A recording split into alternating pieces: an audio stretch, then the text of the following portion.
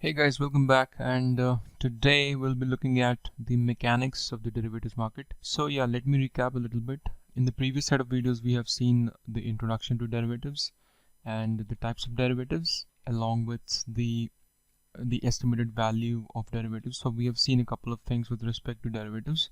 In this particular video we'll be looking at the mechanics of the markets with respect to mechanics of the futures market and the options market, the different types of market participants and the options. So let's get started. Before jumping onto the mechanics of the markets, let's look at the market participants first, because obviously they come before the markets. So traders, or you can say hedgers, are the ones which are there to legitimately hedge their exposure in the market, or maybe hedge their position of commodities in the markets. So typically they use derivatives to reduce the risk of any particular potential future movement in the market, commodity or stock. This was traders or hedgers, and then we'll look at what is speculators. Now speculators typically use derivatives to bet on the future movement of derivatives or the market and make some quick buck there, while arbitrageurs are those participants who are trading the same instrument on different markets. For example, the same instrument may be listed on the New York Stock Exchange and a Chicago Board of Exchange. So they might sell or buy that particular derivative from any market where it is trading cheap and sell it to the other market where it is trading at a markup. So these are the basic types of market participants, and now let's look at the mechanics of the markets. So the futures market and the options market. Typically in the previous set of videos we've seen what a futures market is more organized. So the difference between forwards and futures is, there is, for example, for the futures market, the contract terms are standardized by the exchange. By contrast, the forward market, as I mentioned before, are private agreements between the two financial institutions or parties, and it is not being traded on the market. It is a private transaction which is not regulated at all. So this is the basic thing between forwards and futures. Now let's look at the futures scenario in the Indian context. So in India we have typically 5 kinds of futures contracts or futures trades happening. So one is the equity or the single stock futures, and the second one is the index futures, third is the interest rate futures, fourth is the commodity futures, and fifth is the currency futures. So these are the 5 kind of futures contract which trades in the Indian context. So let me just quickly round it up for you so that it gets easier for you to follow. So equity or the stock futures, then index futures, the third is the interest rate futures,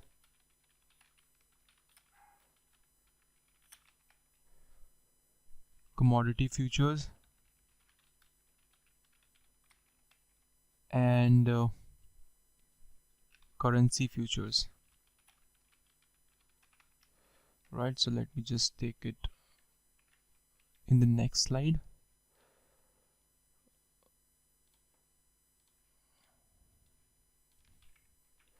Alright, so here we go. So we have these kinds of futures contract happening in the Indian scenario. Alright, so now let's look at the delivery mechanism of the futures contract. So in the Indian context, most of the futures contract do not lead to delivery. What happens is the reason being is traders kind of like choose to close out their positions prior to delivery and settle in cash. So that's what happens in the market. Now this closing out of position, that means entering into the opposite trade to the original one. Now let's look at the specification of the futures contract. So I'm just going to give a heading here, specifications of the futures contract, and this would go for the other derivatives as well. So in a way, largely, there are a few things which happens. So the asset, all right, then the contract size, and the delivery arrangements,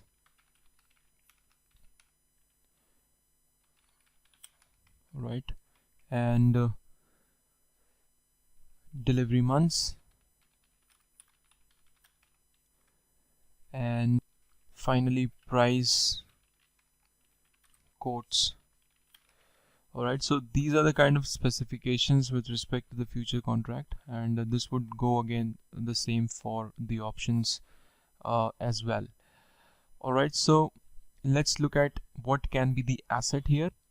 So for example, it could be a currency, or it could be a commodity, or it could be a treasury note, or it could be an interest rate future.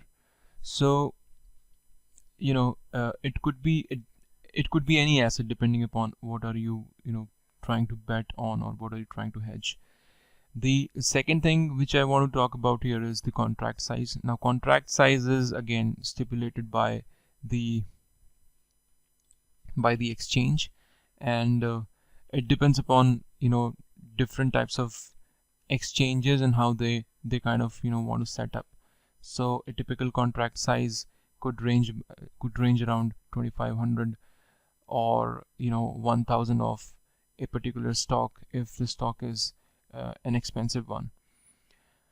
Then the delivery arrangements comes into the picture. So in certain exchanges, what happens is, in India it is kind of settled for cash, but then in certain exchanges around the globe, there can be a delivery arrangement clause which has to be stipulated in the futures contract, and that can, based upon what the location specified in the contract, the party has to like go there and get the physical delivery, in case that is the norm in that particular exchange.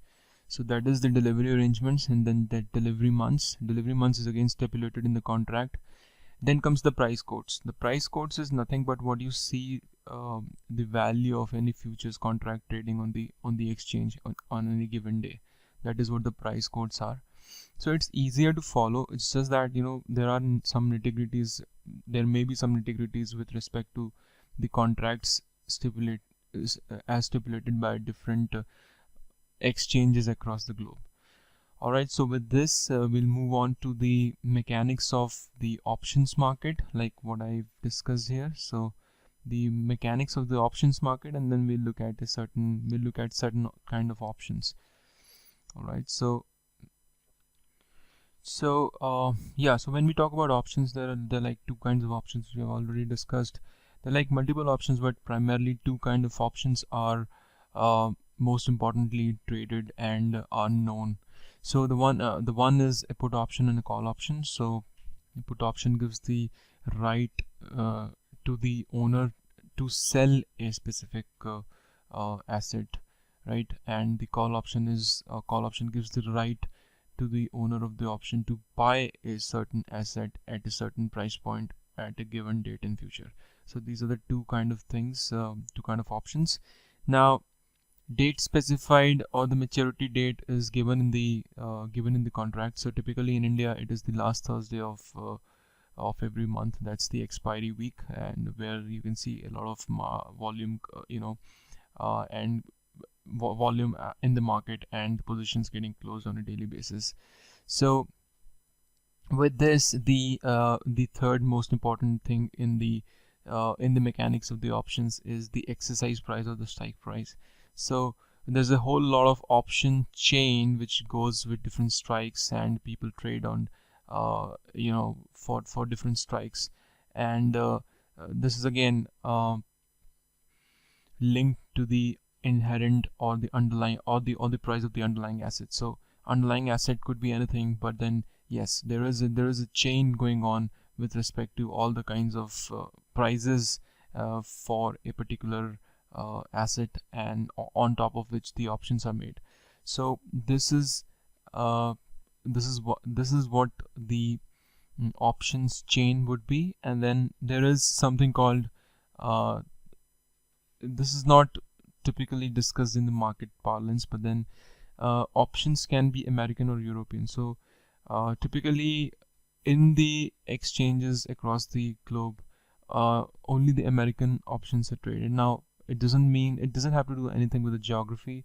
It's just that the American option is or can be traded or closed off anytime during the month or during the period from when it was bought.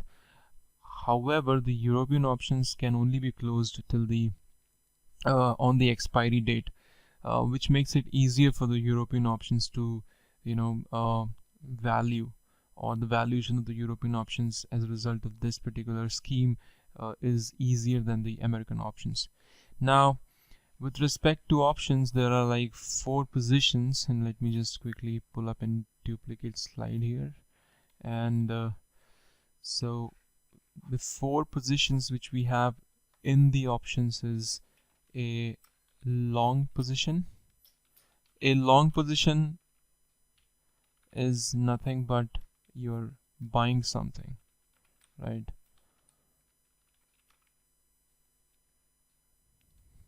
Okay. And then a short position, which is selling something. Okay. And you can do both of these in puts and calls. So buying a put would be a long put. Okay. Selling a put would be a short put. Then buying a call would be a long call, and selling a call would be a short call.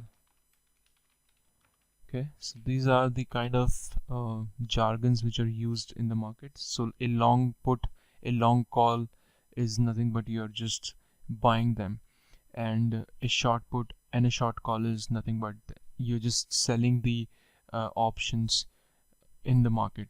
Now, buying an option is easier than selling an option, because selling an option also means that you're writing an option. So writing an option and selling an option are both the same, right?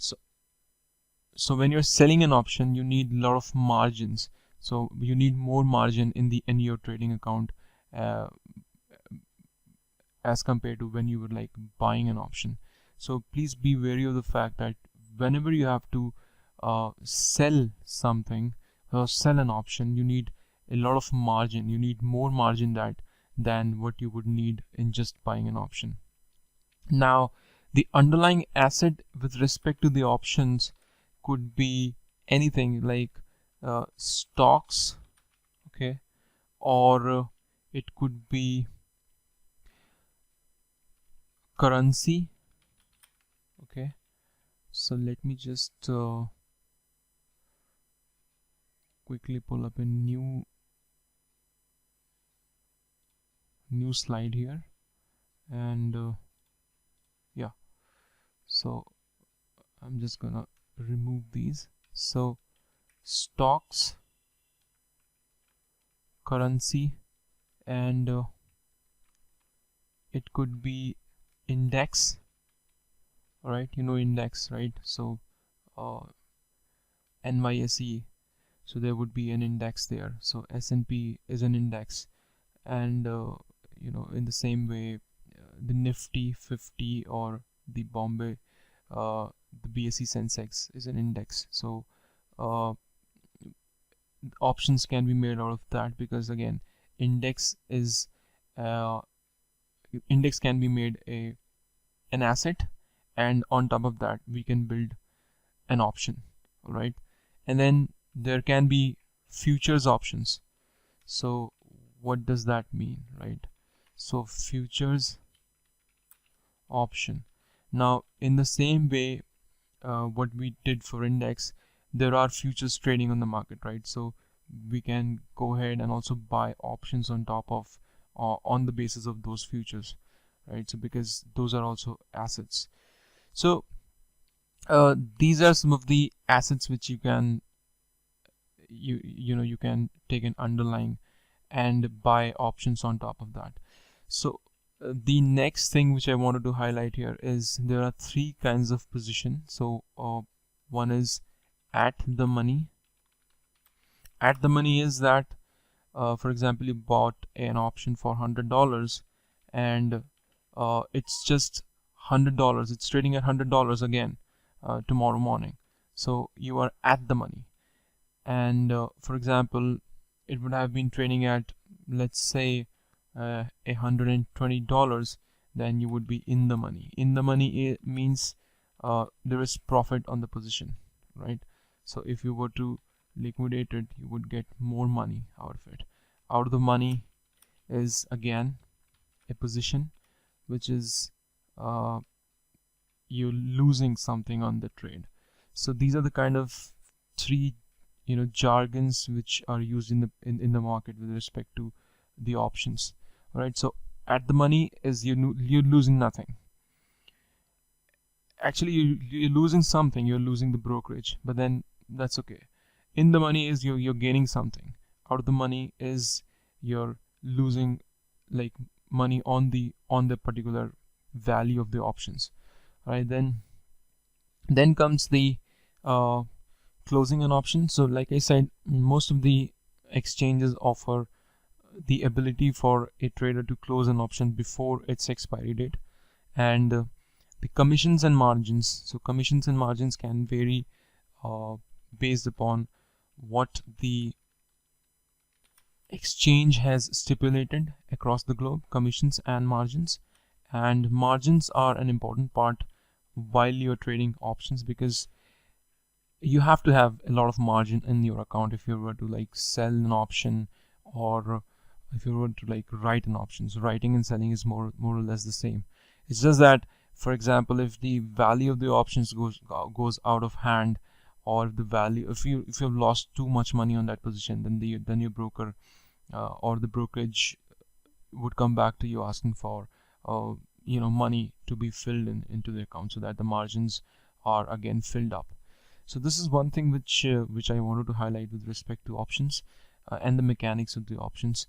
Now let's go back to the agenda and look at what we have covered so far. So we have looked at the mechanics of the futures market, the options market, and the market participant.